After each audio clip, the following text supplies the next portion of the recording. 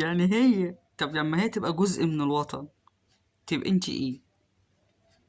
يعني لما تبقى واحدة زي دي مثلا احنا ما نتكلمش وما نقولهاش اي حاجة من تصريحاتها المستفزة اللي هي ضد كل حاجة في الدنيا، ضد الدين وضد المبادئ وضد كل حاجة، وانت تقولي اللي بيهاجمها بيهاجم الوطن.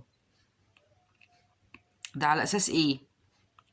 ولما تبقى هي جزء من الوطن تبقى انت ايه؟ الوطن كله بقى؟ يعني انت موافقة على تصريحاتها؟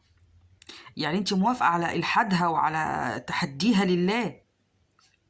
يا جدعان انتوا ما تتكلموش يا جدعان، يا جدعان انتوا مالكوش في الكلام والله، انتوا بتقلبوا الدنيا عليكم، بتضيعوا الدنيا.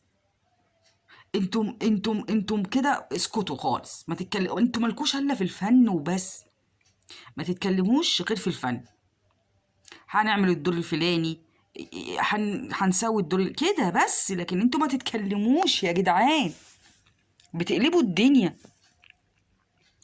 يعني انا عايزه، يعني انت يعني غالبيه زمايلكم 90% منهم ماتوا، يعني الغالبيه العظمى ماتوا. لما ما تتعظوش من الموت، امال انتوا بتتعظوا من ايه؟ يعني زمايلكم اللي كانوا بيمثلوا معاكم واللي كانوا من جيلكم اتكلوا على الله. إيه انتوا مستنيين؟ انتي مستنيه ايه وانتوا مستنيين ايه؟ الدور عليكم يا جدعان، انتوا مش واخدين بالكم؟ الدور عليكم، انتوا ما شبعتوش من الدنيا؟ انتوا ما شبعتوش من الدنيا؟ طب انتوا عايزين ايه تاني عشان تشبعوا منها؟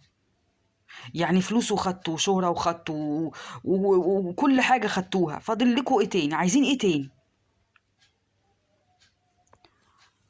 إيه؟ إلى الله المشتكى.